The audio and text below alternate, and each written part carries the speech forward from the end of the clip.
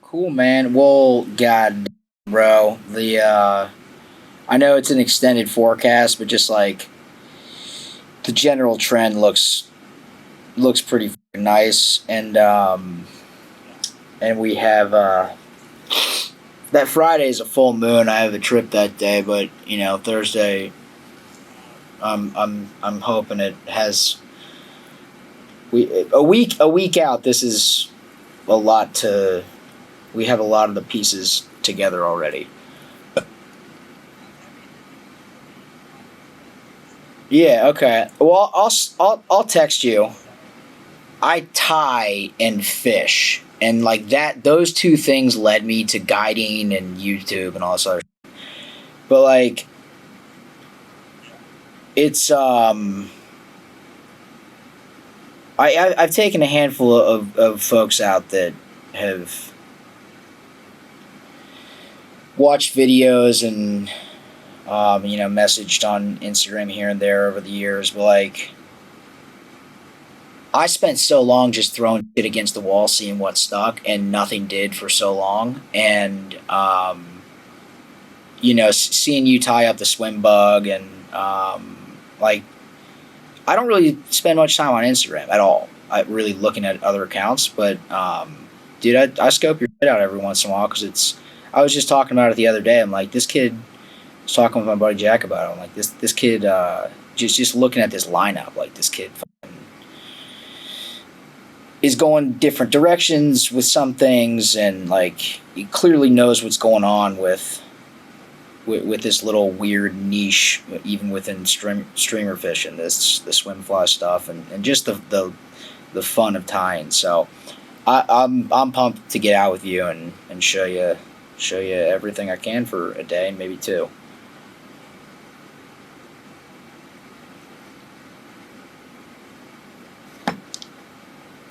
Brutal, the heartfelt.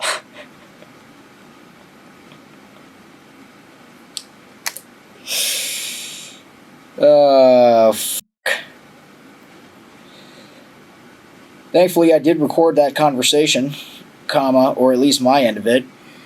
So you'll see. Okay, well, brief exploration in my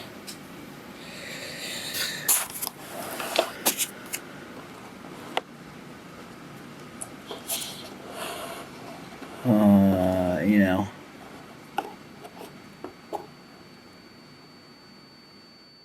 attention span. I'm pretty sure that's going to be the world of difference right there. We got a quarter zip and a wireless microphone and a duck, courtesy of, I think, Jack.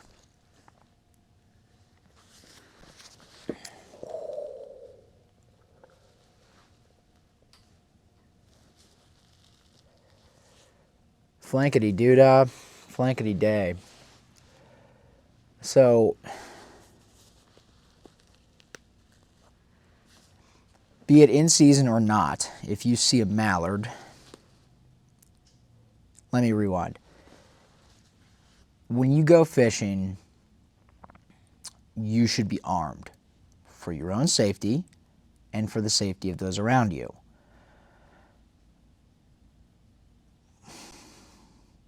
Buckshot, birdshot, Glock. I prefer pump action, just a good old-fashioned Red Ryder.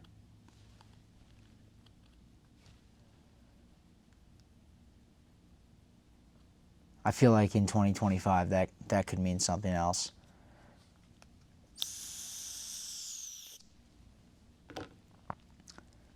Whatever, it's nicotine. Red, whatever, a BB gun with the wad cutters, wad cutters.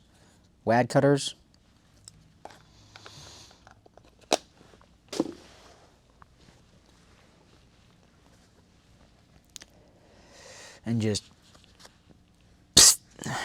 herons, egrets, eagles. I mean, whatever you feel like killing.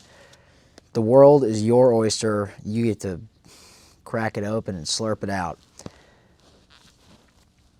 This is from Jack, I think, and or Christian. I'm not sure who killed this animal.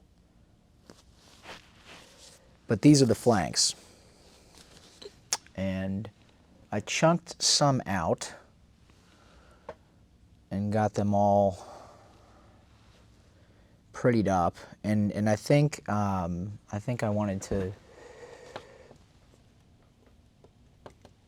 adjust my lighting unnecessarily.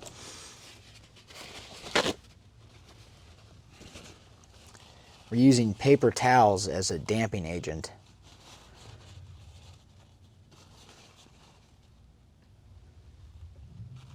Paper towels and tape. This one might just get folded over.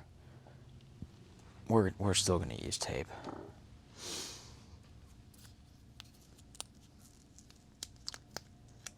During a session with my therapist, I hadn't had things set up, and dude, these Rode microphones just, it's definitely not the Rode's fault. Speaking of therapy, it's my fault.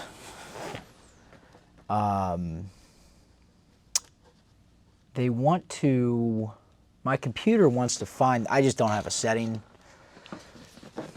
They go as default, and then when I'm trying to not use them, they're not even here, they're in my boat, and they're still like trying to find them. Anyways, back to the duck. In season, out of season, kill whatever you want and throw it away, eat it, don't, whatever. Mostly tie flies with it though.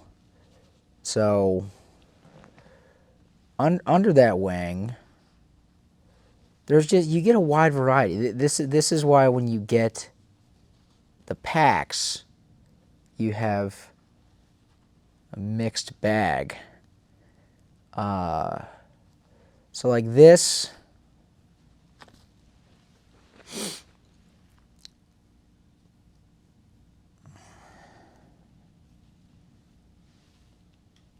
is awesome. For boogeymen, cougars, maybe like the sides of a size 1 or size 2 on the drunks, fronts of the swim bug, like it's got nice rigidity.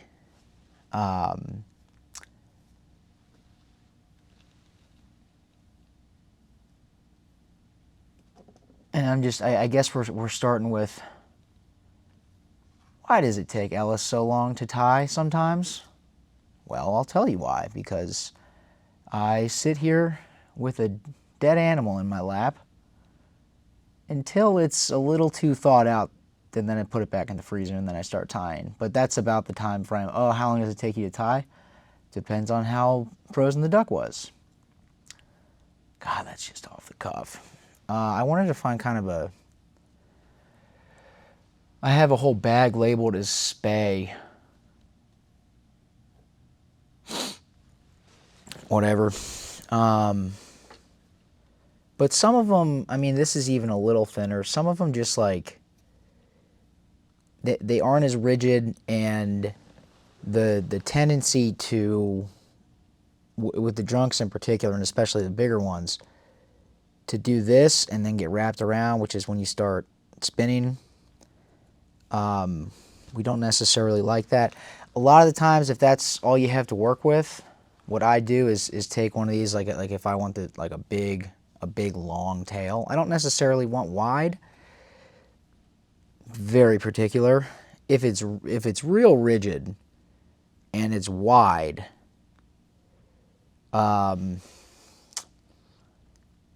I can't pretend to know the exact implications of that, but just looking at it in the water, you can really see like that wideness hold shape. The less rigid ones, and that was kind of this clump, the less rigid ones sort of, I think it's because the fibers are longer and thinner at the base. Those sort of squished. So all of them tend to, but I would say I digress, but that's kind of the whole thing here. So if you only have the, to get coverage from your tie to maybe, I kind of like, with the mallard, I like going, I know, you look at pictures or recipes or whatever, and it's like halfway back or a third of the way. I like going, like 10% in, getting some coverage, but I want this back like fully separate. This is in stark contrast to my contrast is important thing. I try to make up for that for just the absolute gob of flash. It's probably, I don't know, 40 pieces of Flashabou. That does condense a little bit, and then I have the same amount coming off the connection point there, plus the rabbit. All right, fine.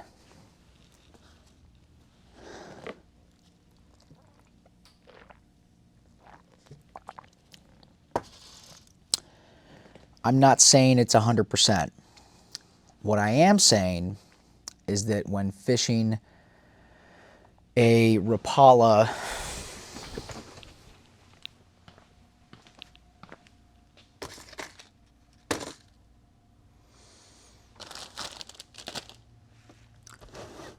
I thought I had a couple freshies in here.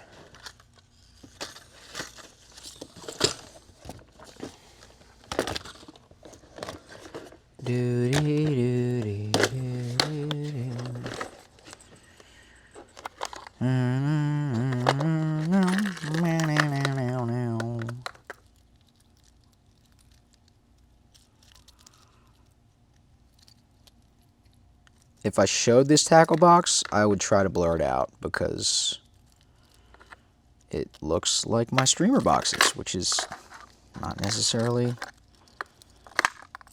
It's not that I'm ashamed of it, but I wouldn't say I'm proud. I identify with something more organized, that's all I'm saying.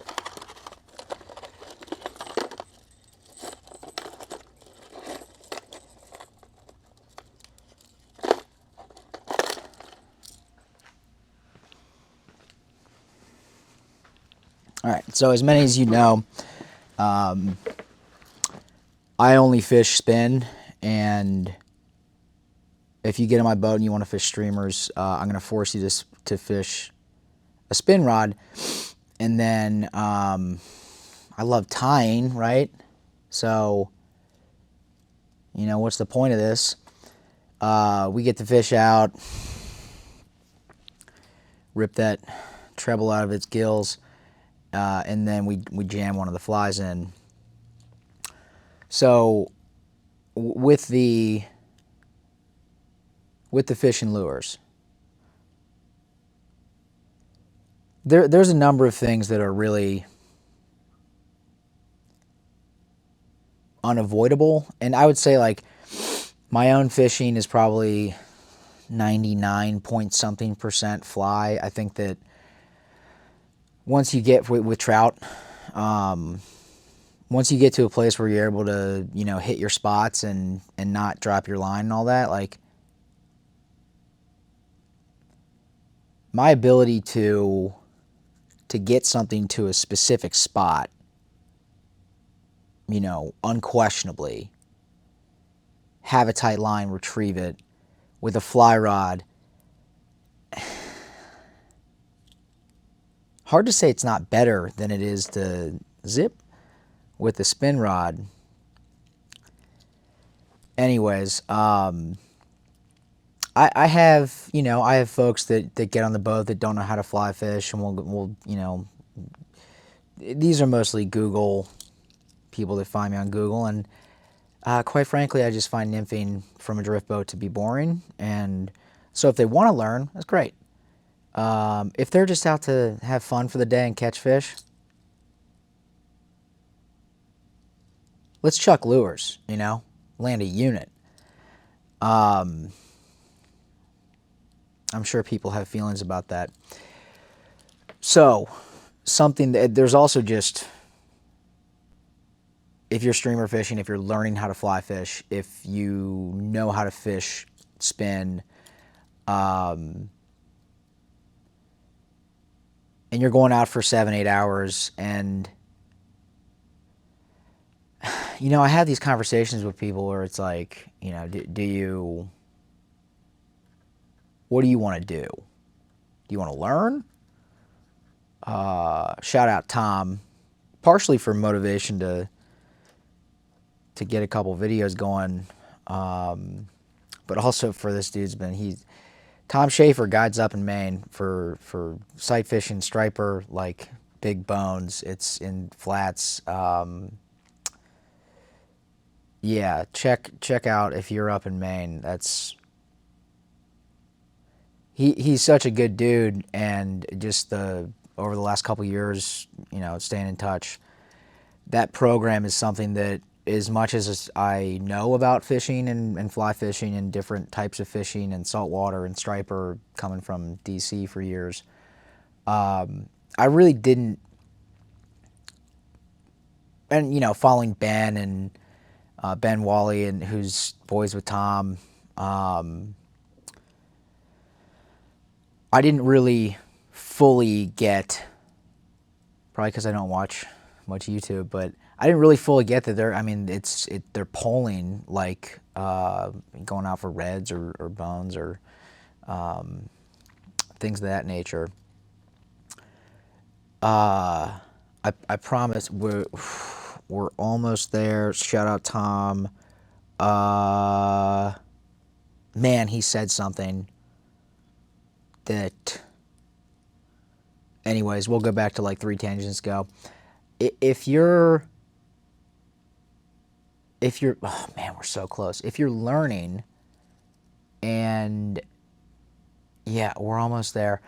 Yeah, I don't have an ego, or I think that was all. Tom gave me a bunch of, he's been guiding for 15 or 20 years, some really incredible stories. You get people, I don't have an ego, I just want to learn. That's what it is. It was a joke. It was, do you want to learn how to fish, or do you want to catch fish? And it's a secret trick question, because if it's, I just want to catch fish, it's like, well, then you should probably learn too. We might, in fact, need to know how to fish in order to catch fish. So if you're in that process, it's like, dude, picking up a 3-weight, 7-weight, 12-weight, if it's your first fly rod, I don't actually see what the difference is. One's heavier and bigger, but like mechanics, or you actually might learn better with a 5-weight and a overweighted intermediate 7-weight line, or like you can feel the bend more, things of that nature. It doesn't, I'm not saying it's good for casting mechanics, but just that, what's load and all that. Dude, plus you're on a boat, you're paying $600 or $300 or whatever, and it's a full day. It's your day, and so it's like, if you want to spend half the time whaling on fish with lures, and like, all right, let's do some learning here too. I have guys that are like absolute cannons with dry flies, with streamers. I mean, you'll find that there's this, we're stepping off here. There's this there's the entitled, probably less fishy fly person or whatever, and then there's this like people who like to fish. So I feel like in describing myself or insinuating that I'm not entitled, maybe there is some entitlement there, but nonetheless.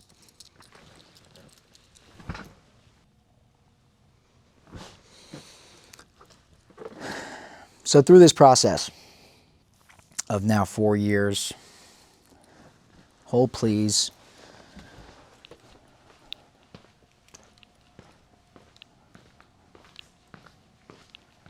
I'm getting water off camera, but you can still hear me, can't you?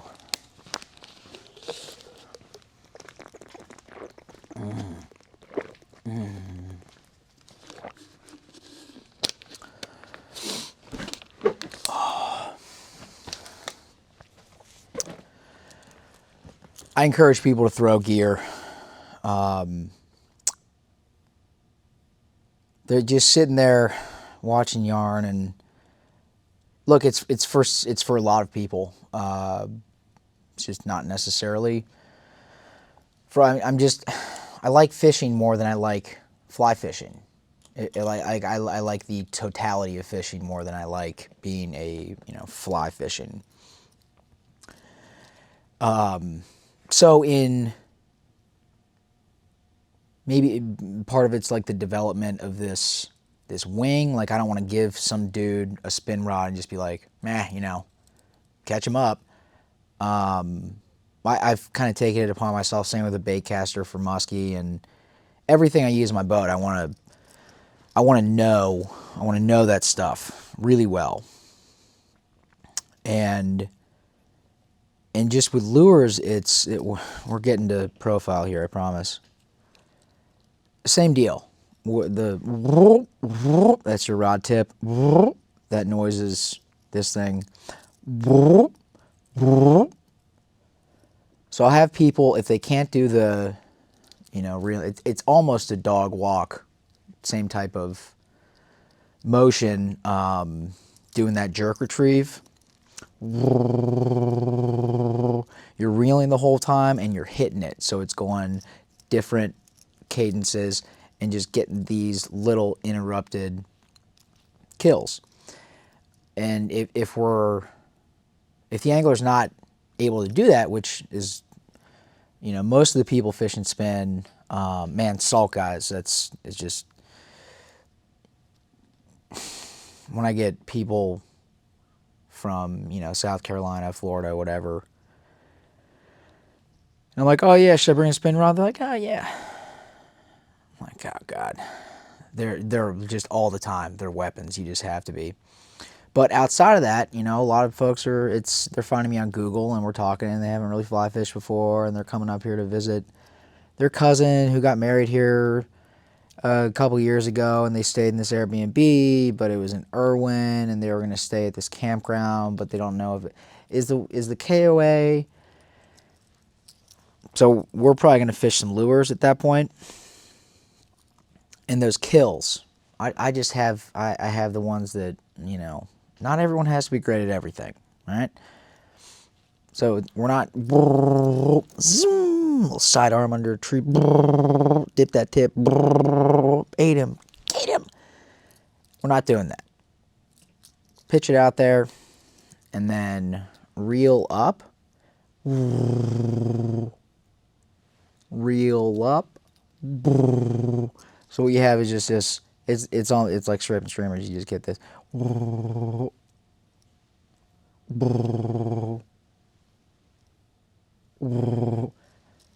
On those kills, man, they eat on the kills, and when you're going, dude, those things they're gonna come ripping out, and it's just you can tell that any variation, that's when they're eating. On those kills, on the pronounced kills, they eat this better than they eat this. One has an unbroken profile, and the other does not. It's really hard to ignore. I used to love the Brokeback. That's what we called it growing up, but I feel like around 2006 or so, maybe that fell out of favor.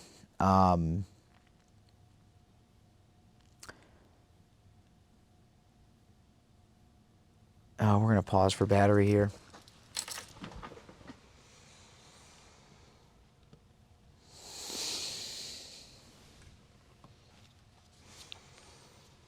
Still with the heavy breathing.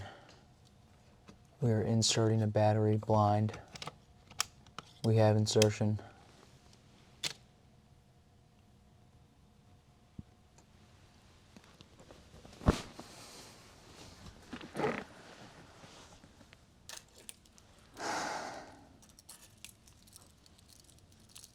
They eat this on the kill better than they eat this. I used to love fishing these, trolling for smallmouth. Feel like it's just one of those confidence things that the more I was doing it, shout out my mom, the Blue Meanie. It's one of these, and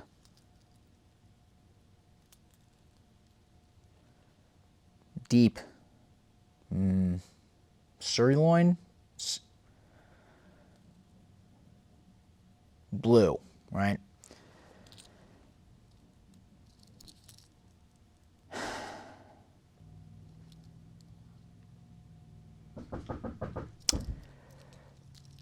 I'm busy.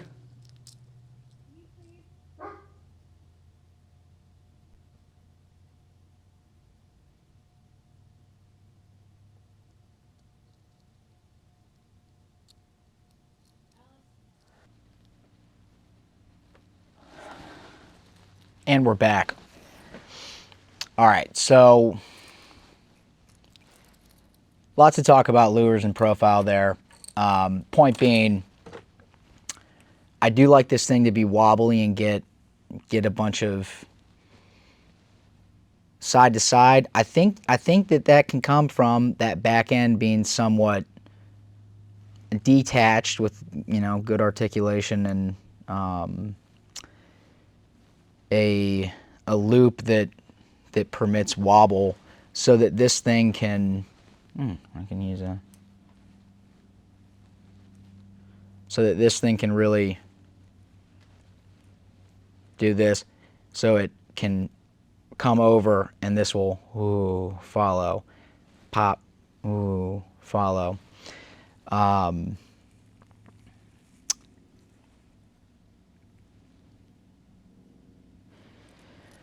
You know, you put a little too much belly hair on the collar or in the head and carve it the wrong way, and all of it's out the window anyhow. But since I have the duck and I was going to rip some feathers out, I wanted to talk about mallard flank selection specifically for the drunk. So there's a lot of these like uniform, I would say, symmetrical. You can say straight. Do I have some Russian I didn't shower today. But same amount on left and right side. And like as you get into some of the bigger ones, there's all right, so these are the floppy ones, right? Helped by a little bit of weight from blood there. But like both floppy and curved. And this one, you know, if you put it on the side here, it's just the propensity to wrap is high. And you also want to, you know, maybe do a triple or like a longer connection point.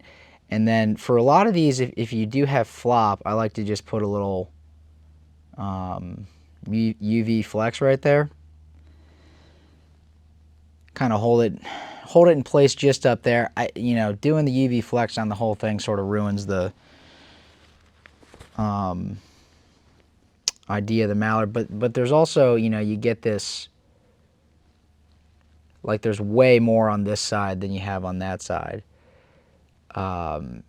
So great, Ellis, you have a whole duck at your disposal. Well, I don't know. Go kill yourself a duck. So this is kind of higher up. I mean, should I just like close up me taking feathers out? I really was. I was considering. I wanted to pluck this bird and also have time to do a video, and thought I thought it was gonna be cool. Got a little meat in that one. Thought, hey, 2 birds. Hey, I can do both at once. Those are all still pretty twisty.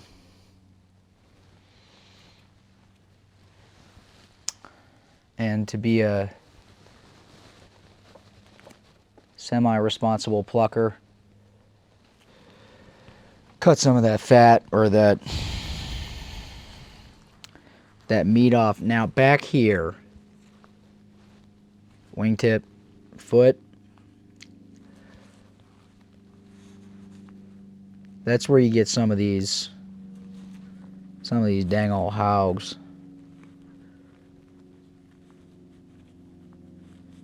Big, long, straight. Probably not on this pole. There's some good ones in there though. And I like, for the sake of like, I don't know, cleanliness or organization or something, just this fluff, everything just sticks to itself. I'll show you what I do there in a second. So we're about there right now. This is for your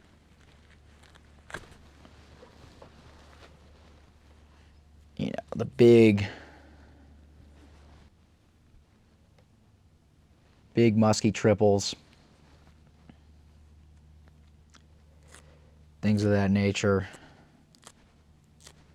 Or sorry, just musky drunks.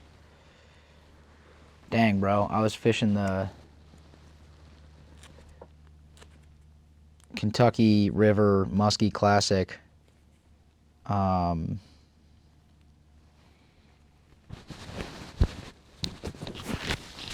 My lapel mic or whatever on my quarter zip and my cream shirt. Someone's getting triggered, I'll tell you that much. Jet boat got sideswiped while I was driving it. Someone hit it, I guess, didn't see me or swerved and clipped it, broke the safety chain. The whole thing popped off. I couldn't even really, you're driving in a car and it's like, I have a Subaru, easy, and it's an 18-foot jet boat. And, I'm going like up over these little mountain turns and all that. And so you get a little like shift every now and again. And yeah, it's just, I could, something was off. And I was tapping my brake lights and couldn't, like the boat lights weren't, I couldn't see anything, and I could see the runners like on the side of the trailer. And it took about 200 yards of road going 50, 60 miles an hour. It was 5 a.m., raining. It was not super ideal. For me to be like, oh my God, my boat.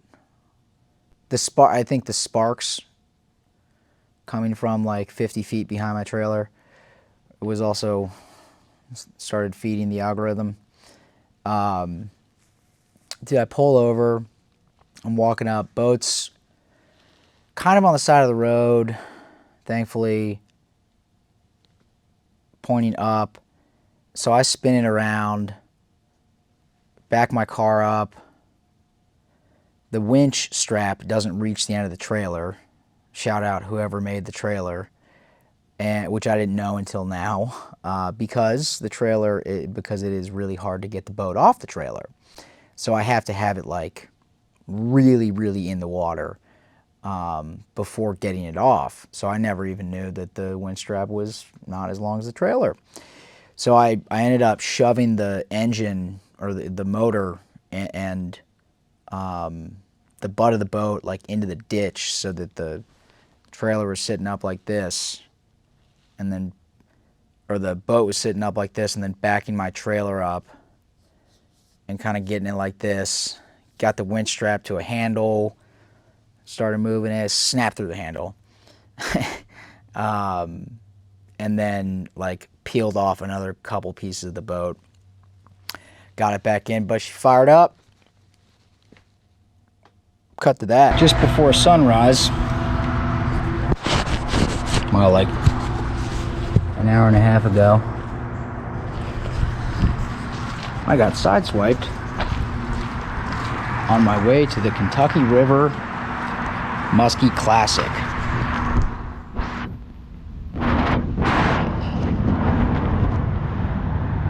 So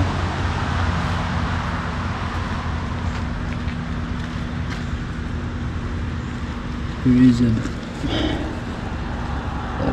that might leak,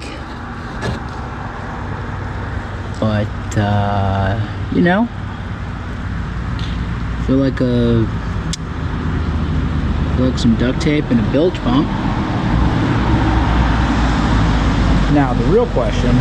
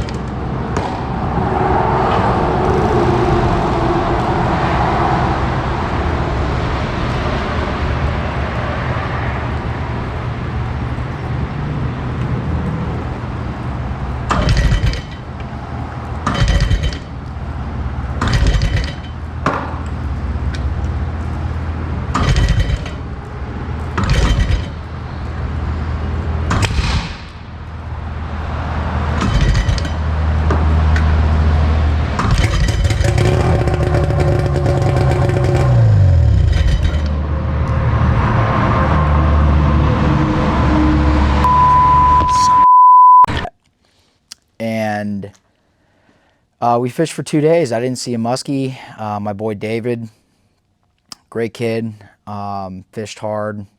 It's good. I mean, it's hard to find someone who's fun to fish muskie with and on the fly.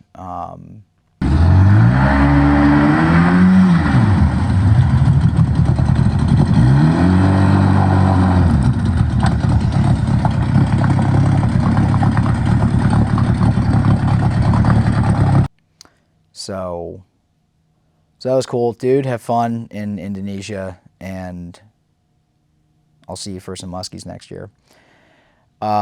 He got, I think, one eat and sort of an incidental eat that we didn't get in the boat, and then a little follow. I did not see a fish, and didn't really mingle much because I got back here to guide. So cost of doing business there. Yeah, as you get back, you get some of these straighter, longer ones. I mean, there's some units in there. I am gonna pluck this and try to organize some feathers for Jack. I just went over and caught up with him and his wife and met their son, and picked up 4 dead ducks. So, you know, it's times like that where I look at, you know, having really shallow conversations in a bar about going to Cabo or something with some other insecure consultants in DC, and just think, I like this way more. A lot harder to get here, and certainly some some speed bumps on the road. I have wondered about. I have a bunch of CDC, so I don't think I'm going to do it. But for some of these bulkier CDC flies, or even for like the wispier ones where you just put, you know, a little dubbing loop or something around the collar. That looks pretty CDC-y to me, and obviously I've saved an entire bag of those little trimmings. I did cancel a trip today. See, we got some of these, you know, there's a couple good ones up top here. Some of these hogs, but they, like this one for example, you just get, it's going to be like 3/4 of the masses on that side. So again, can be effective for certain things, not really applicable for lots of the bugs and the drunks. So yeah, I mean, I think that's it. Got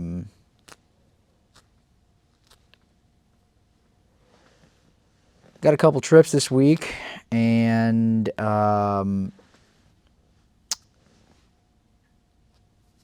now one next week, and I don't know, March is shaping up to be pretty busy, which I really like. So book your trips. Find me at elliswardflies.com or on Instagram at elliswardguides, and you know, reach out with questions. Shout out James for doing that, and you know, a handful of other folks that just, I appreciate the feedback. There was a lot of throwing shit against the wall for a long time, and I like that some of this stuff is landing with folks. So not super tying focused here, but hopefully there are some little gems with the, you know, the profile, and it's getting to be about thawed, so we should go back in before it gets too compromised.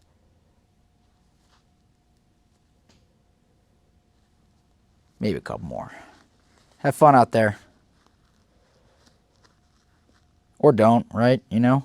Do whatever you want out there.